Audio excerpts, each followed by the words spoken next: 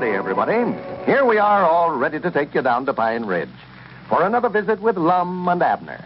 Brought to you by the makers of Horlicks, the original malted milk.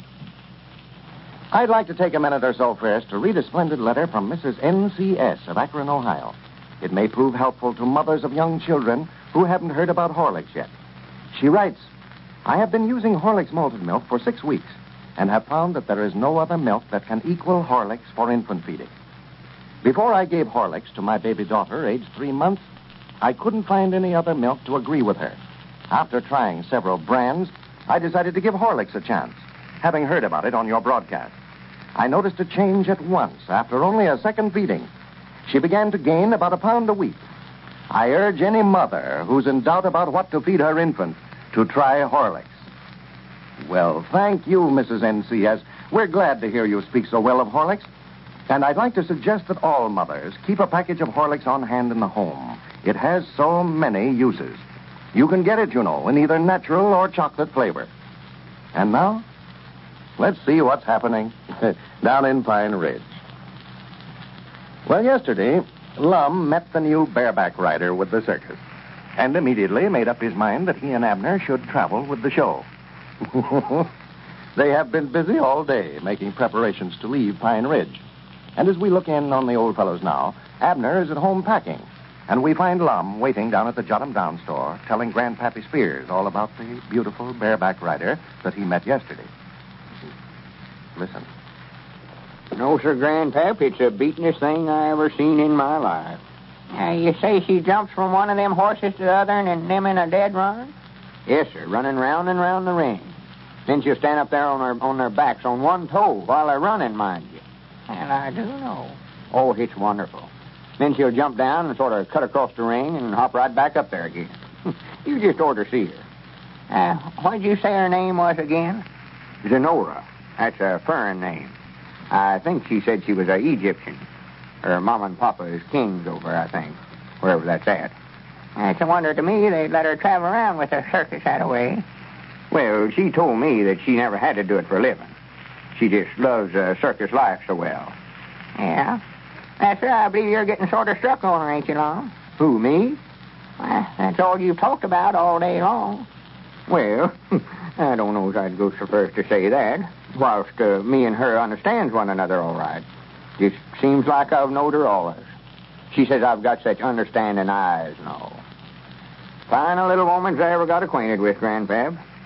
When I told her I was going to start traveling around with the circus, she just tickled plumb to death. Well, what about Evelina? What does she say about you going on the road with that circus?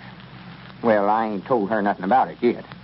I know it's going to be such a shock to her. I just hate to break the news to her. Here before you left yesterday, you said you just flatly refused to leave Pine Ridge to go with the show on account of Evelina.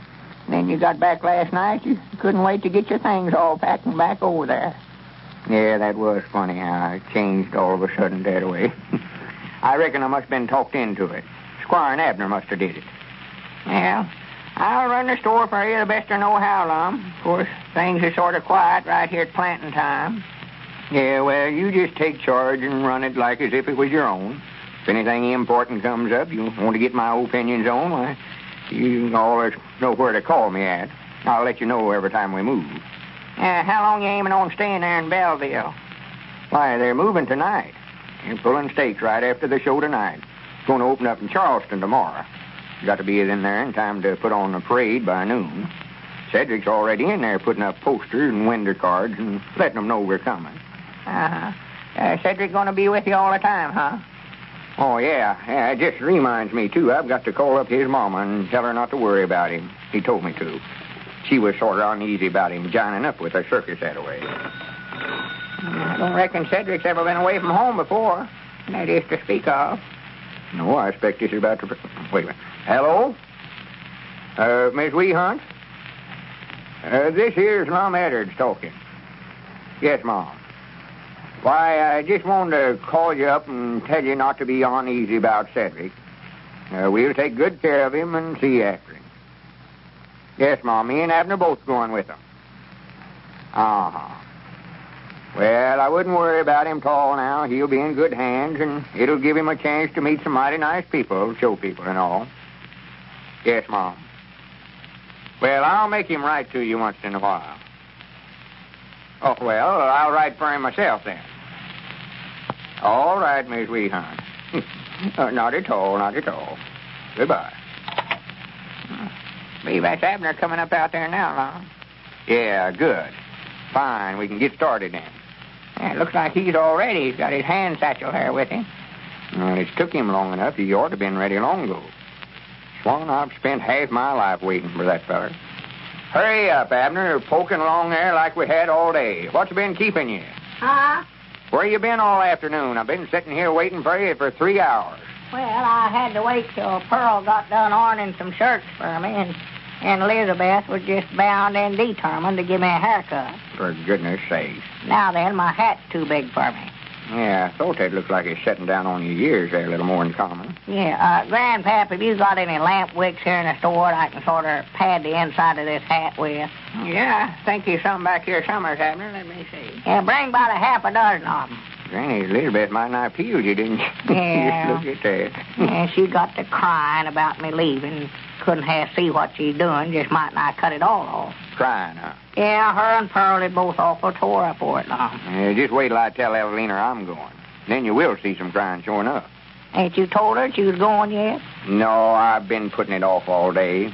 I know it's going to break her little heart, and I don't know. I just can't bring myself to tell her.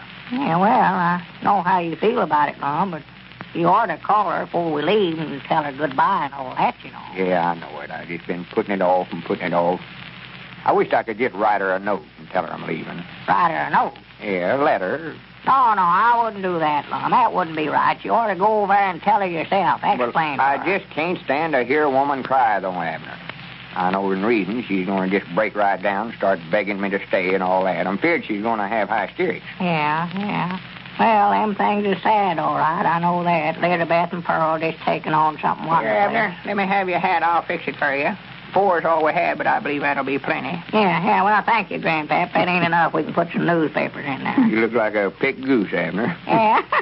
Well, she must have just tied a string around your head and just cut down all the hair off of underneath the string. Well, that's the way she always does, you know. Just puts a string up over my ear and then cuts all the hair off below it, you know.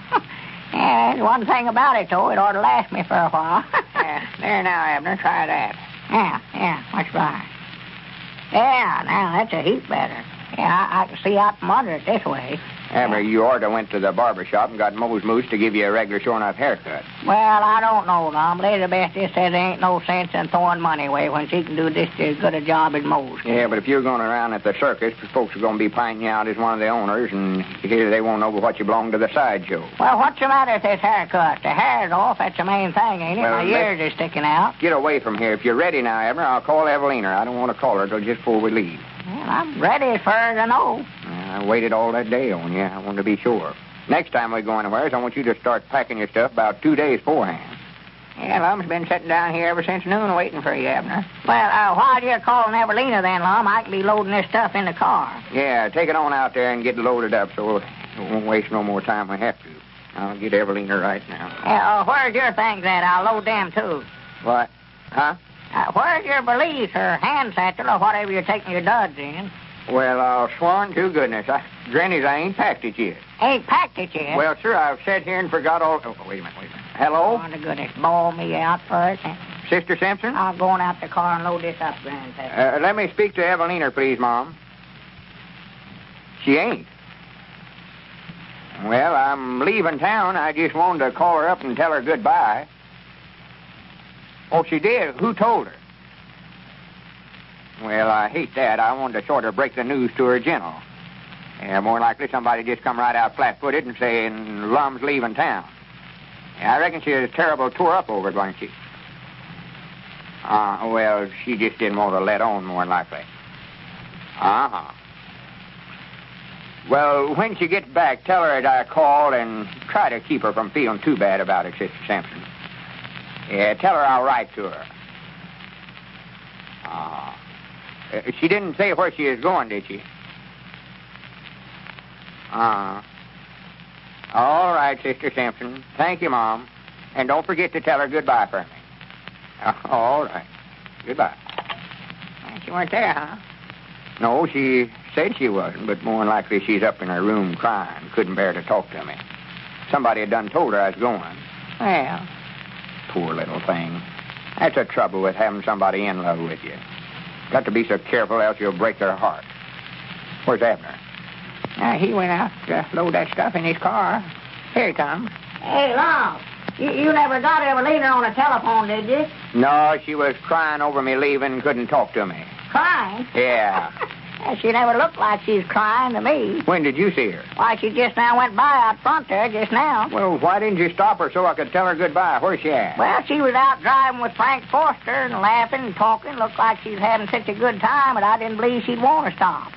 Wait a minute here. Frank Foster. That snake in the weeds. I don't know where I'm going to leave or not, Abner. Well, I recollect you told Zenora we'd be there late this evening. Yeah, that's right. Zenora. I don't know what to do. Well, Evelina's indifference toward Lum's leaving seems to have the old fellow rather worried. And now, ladies and gentlemen, our scene changes as we take you off to Springfield, Illinois. The Websters are resting after dinner in their home. Let's listen to them. Oh, Tom, Yeah? I'm worried. What about? Eddie, Tom, he's lost his appetite. Oh, he's all right. It's just the time of year. Well, I'm not so sure. He scarcely touched his breakfast. Well, he'll make it up tonight. I suppose, but he ought to eat more in the morning now that he's out in the open so much more. He must have a reason, though. He says he's tired of milk. We never liked it much, you know. I don't think it agrees with him. Well, give him coffee then. Oh, you know he's not supposed to have it. Well, why not Horlicks, Jane? Horlicks malted milk for breakfast? Hot. Say, I never thought of that. Takes me to think of something. You? That's the first good tip I ever heard you give. Well, I like that. Why, only the other day... Oh, never mind.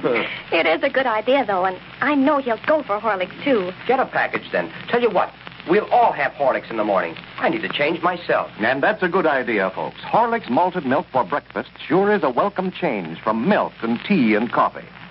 It's energizing, too. Gives you the pep that you need so much this time of year. You'll feel much better if you start the day with Horlicks. So always keep a package on hand. This is Carlton Prickert, speaking for Lum and Abner and Horlicks, who now bid you all good night and good health.